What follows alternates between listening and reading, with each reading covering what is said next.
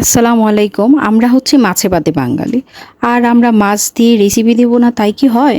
তাই আজ আমি ১ম ট্যাংরা মাছ, টমেটো, আলু, সজনের ডাঁটা দিয়ে রান্না করে ফেললাম ট্যাংরা মাছের ঝোল।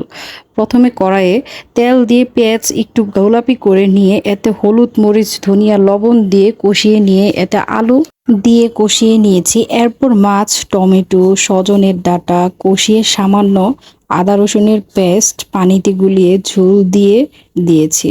আর হয়ে গেল সজনের ডাঁটা দিয়ে ট্যাংরা মাছের ঝোল। আর খেতে তো জাস্ট অসাধারণ হয়েছে। বাসায় বানিয়ে সবাই খেয়ে দেখতে পারেন।